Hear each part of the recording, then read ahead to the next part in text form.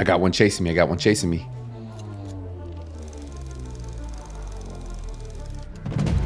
I'm just going to fight him up here. I think it's going to be a 1v1.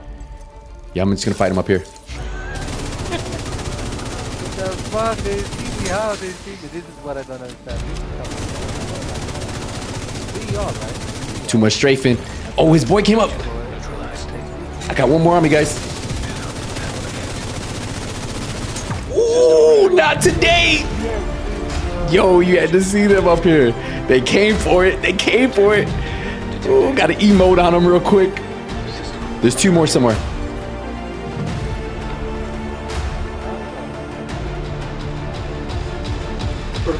Oh, I got them right here. Oh, got another one. There's just one more. Just one more. Get him, Nasty. You got him.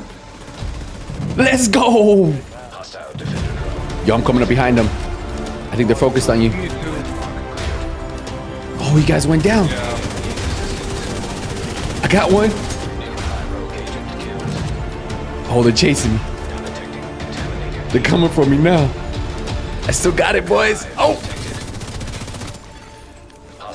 Oh my god, I'm shocked, bro. Oh, melted him. Got another one. I'm gonna try to finish him with a pistol. I died from the shot, bro. Oh, I got him. I'm a melee. Oh, he's so lucky. The melee failed. So I know a lot of you guys are wondering what build was that? Well, it's a fan favorite. Let's dive into it. So for the weapon, I'm running the FAMAS. Now the FAMAS is probably one of the best PvP weapons in the game. It's been like that for a while now. It has assault rifle, health damage, and then 10% damage targets out of cover. Obviously, you guys know I have mine at max. Well, it was at max. Now we have 24 expertise. It's at 23 expertise. So on this weapon alone, I'm getting an additional 23% weapon damage. Now the total damage, based on all my stats, I'm at 98,000.5. We have 90 RPM and 50 in the magazine. Now I have Optimus. Weapon damage is increased by 3% for every 10% ammo missing from the magazine. I have 5% crit chance on the sight. I have 5% crit chance on the underbarrel. I have 5% crit damage on the muzzle. And then I have a 20 rounds in the magazine plus that negative 10% reload speed. Now for my secondary, I have the custom M870, and this is just to kind of like finish off enemies when I need to. Has shotgun damage, damage to armor, damage targets out of cover. It is at 17 expertise, and we also have Optimus on this one too, with crit chance, reload speed, and crit chance. So ideally, these are my two go-to for PvP. Now, since I do have the Ouroboros, I can actually swap out the custom M870 and put the Ouroboros on there too. But for this build, this is kind of how I have it set up. Now, I am running the Coyote mask. This is good for group and solo play because you're gonna gain a lot of crit damage, especially if you're fighting people close range, right? So we have 15% weapon damage, we have crit chance, we have crit damage and critical hit damage mod. And then we have pack instincts. So if you look 0 to 15 meters, 25% critical damage. So anybody within those 15 meters, a lot of crit damage I'm getting on the build. Not only that, for my teammates, they're gonna be getting that too. Now, if the enemy goes further, right, 15 to 25 meters, that means we'll be getting 10% crit hit damage and 10% critical hit chance. So ideally, if you are gonna run the Coyote mask, you kind of wanna be around 50% crit hit chance. Obviously, you know 60% is cap, so that would put me at cap, right? So that's kind of anything 25 meters and above, you hardly ever fight. Sometimes you do, but hardly ever with the FAMAS. For the chest piece, we're running the Fenris chest piece. That's going to give us 10% assault rifle damage. We have armor on here, we have critical hit damage, we have critical hit chance, and then we have critical hit damage mod. Now we have Unbreakable. When your armor is depleted, it does repair your armor. Now 95% is for PvE, but if you were to toggle this and show PvP stats real quick, where is it at? It would be 50%. So just so you guys can see, there's a difference for all of you new players. It's not 95% for PvP, it's 50%. For the holster, I went with the Carl's holster. Allows me to stack another blue core.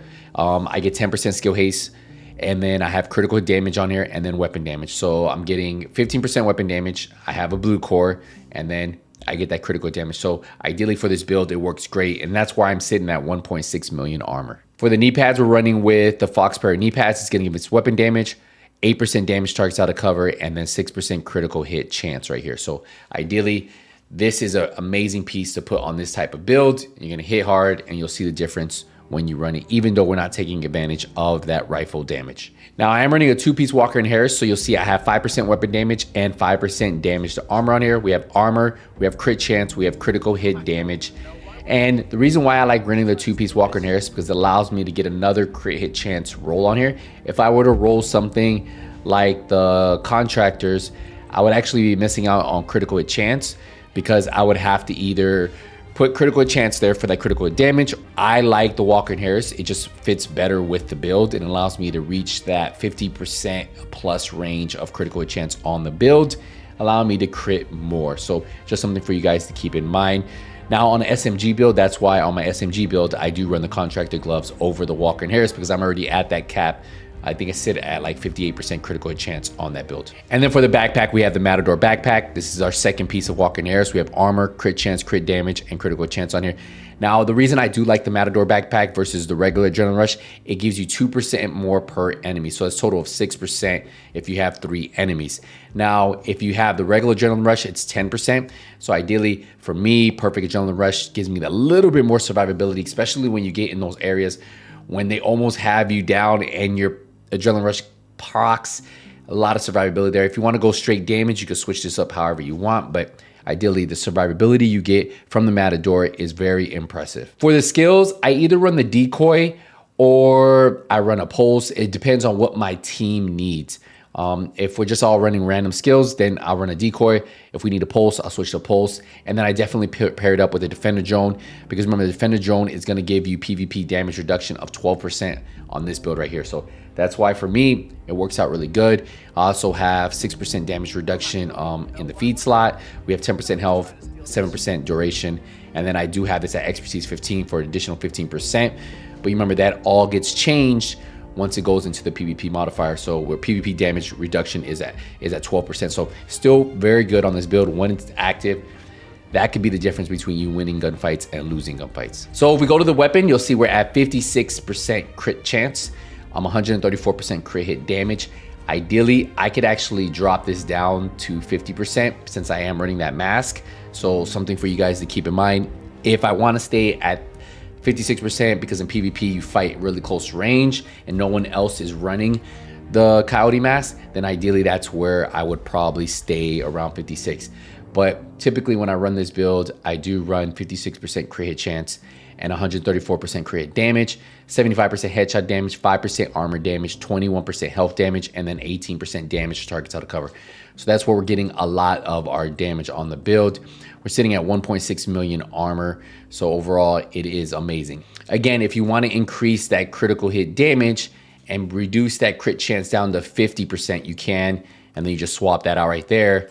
And if we go back to the stats, you'll see we're at 50% crit chance, 146% crit damage. So you can play with this however you want. Ideally, remember, you want to stay above 50% crit chance. Anything below is a no-go for me, especially in PvP. So 50% to 55% is kind of the range I like to be in, even when I run a Coyote mask. Now, if we have 2 Coyote masks on our team, then realistically 50% should be where you want to be at. But if we only have one, 56% is probably going to be better for you, because you're more likely to hit more crits. So just something for you guys to keep in mind when you guys are PvPing.